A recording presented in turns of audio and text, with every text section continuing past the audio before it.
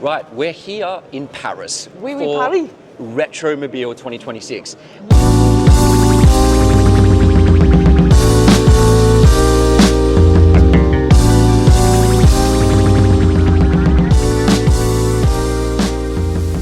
When I was thinking about us coming on air, doing a podcast from the show, I had all these ideas in my head, but to be honest, I've been completely struck down in awe of the size and scale of this fair. Bamboozled. Yeah. And I brought my mate Emily along. We were gonna like get out there, film some content, look at some cars, look at some watches. But first off, I just need to say, I'm completely lost for words on how to describe this show.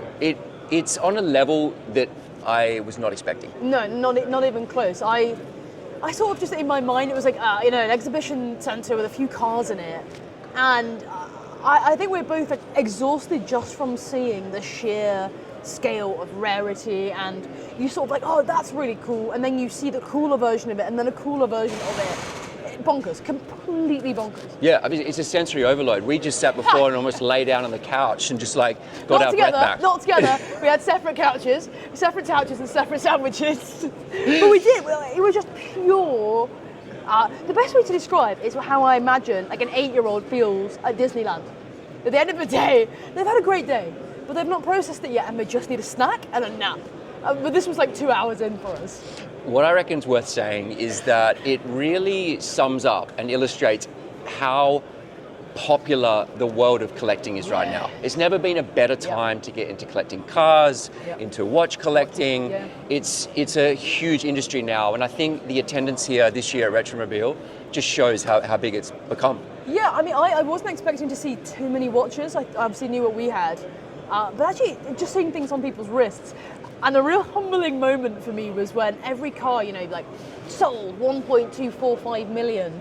And then you sort of realize that 10 grand, 50 grand, 100 grand on your watch is like, it's a rounding error. It's like, oh, that would look nice with my interior of my, whatever that you just bought. So you can see the symbiosis. And I don't actually know anywhere near as much about cars as I do about watches, but you really can see the maturity in the car world and the auction prices and the level of engagement. You can see the watch world sort of going in that same way with the mechanics. It's about mechanics, design. The thing that wasn't loved in the time, they only made 10 of them, and then 20 years later, everyone loves that design, but you can only get it, because it's hard to get because there's only 10. You can see that pattern. It's really cool. Yeah, I mean, as everybody knows, there's so many synergies between cars and watches. It's an appreciation of design and mechanics.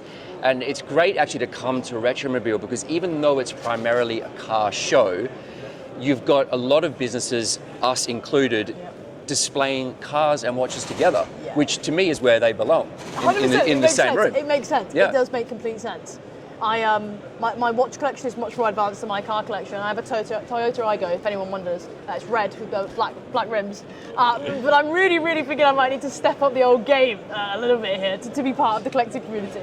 Speaking of which, what drew your attention when we were walking around? So there's 3 levels to this show just in this pavilion, and so we've only had an opportunity to cover one floor. And we've been here all day. We've been here all day. And just managed to finish it, and exhausted, wiped out. Have seen more rare cars in my life. Than I thought I'd see in my life. And one thing, we've seen 10% of the production of McLaren F1s.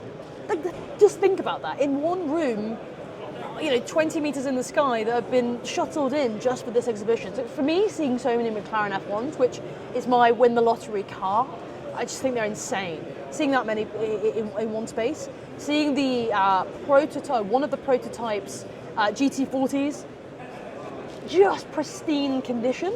I've never in my life seen that or entertained that I would see that. And even as somebody who's not, a petrol head, I have a really deep love for design, and I know a good car when I see one, or an iconic thing. So seeing those kind of things just dotted around, honestly, really special special experience. What about you? Yeah, for me, car-wise, I'm with you. I thought the GT40 prototype, incredible car.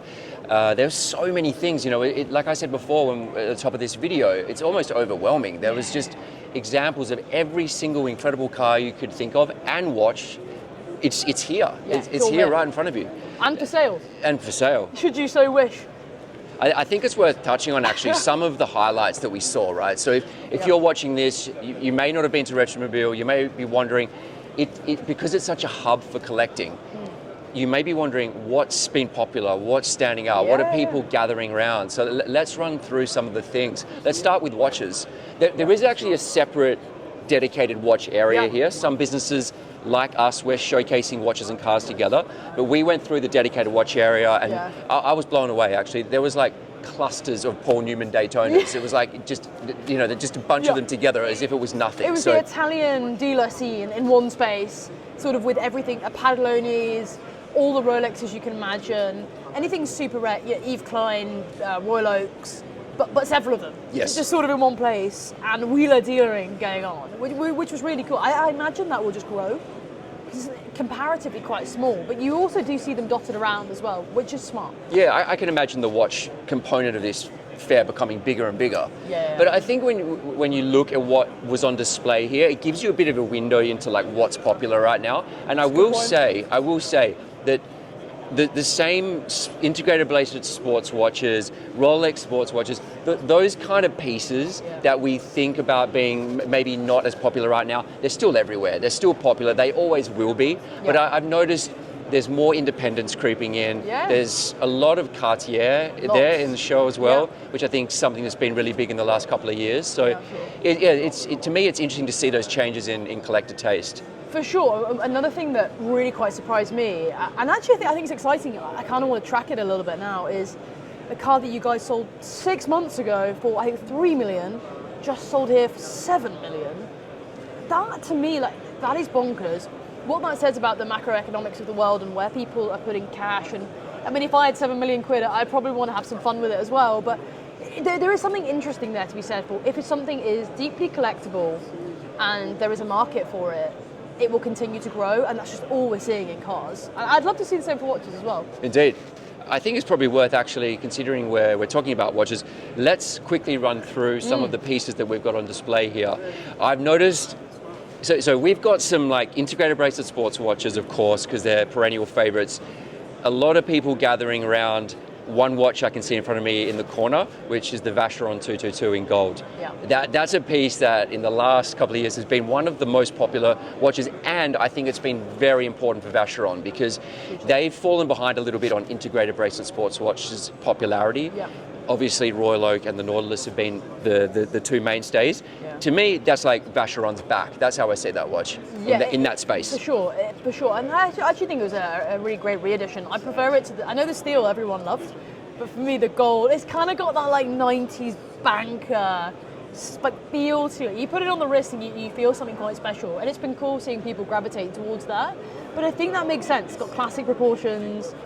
There's a lot of, I think, sort of similarities to a car between that sort of design of a watch. Yeah, I agree with you. Otherwise, I'm looking at Arnold & Son and I'm thinking, okay, a company that hasn't had much collector attention in the last few years, but technically that's a really impressive watchmaker. And to me, it's one of those brands that I think people need to start diversifying out into and enjoying brands like Arnold & Son more for their technical watchmaking skill. Technical watchmaking skill, unparalleled historical provenance in terms of who John Arnold was. I think probably prohibitive price-wise, extremely complex usually, or complicated, but absolutely just fascinating watches that you can see when people get into watches and you start discovering these things.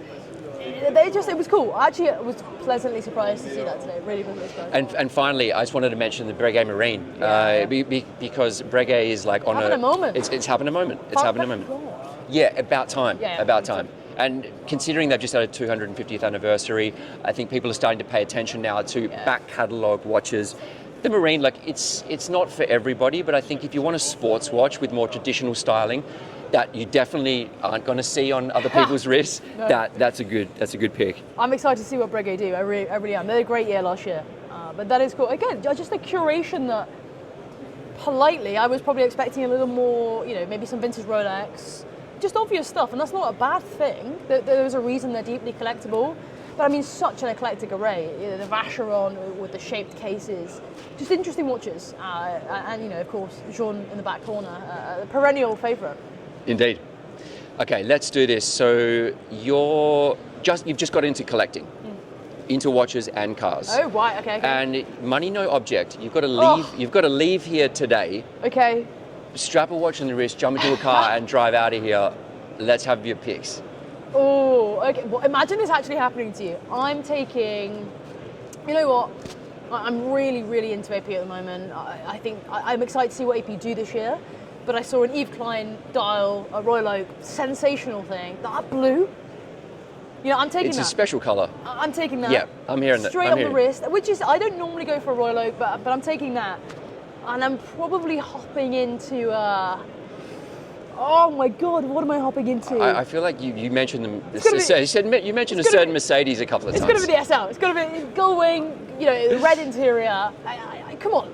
Would I not look like the coolest kid in town? Hopping in my Yves Klein Royal Oak into my gull wing, like hopping into the gull wing door in the red interior. It's pure class as a combination. Pure class. I'm into it. I just need some money now, but I'm into it. What about you? For me, so I'm going to pick something from our cabinet. No conflict of interest, of course. But honestly, the 222 in gold, Yeah, for me, I got to do it. And that's someone who's not a gold watch person. And to echo your comments before, even though it's available in steel, weirdly, I prefer the gold. Yeah. So I'm taking a gold 222 and I'm jumping What's he getting into the GT40. Fine. And I can't fault that. yeah, I can't fault that. and I'm doing a burnout out of here and I'm rolling out. That's my combo for sure. That is a lot of like pure design, sort of iconic statements. I can't fault that. I cannot. Can we switch at some point? You can borrow mine, I'll borrow yours. Yeah, I'm happy to do that. We just need a few million quid. All right, nice. That's the problem. Anyway, guys, we hope you've enjoyed the rundown. I thoroughly recommend Retromobile as well. It's such a great place to visit. If you're into cars or watches, anything mechanical, it's definitely worth checking out. 100%. To be honest, like I'm so excited. It's hard to actually speak because there's so many. I could do a few more days here. Genuinely, I really could. Do a few more days, a few more laps. So many things to check out. Eat a few more sandwiches. Indeed.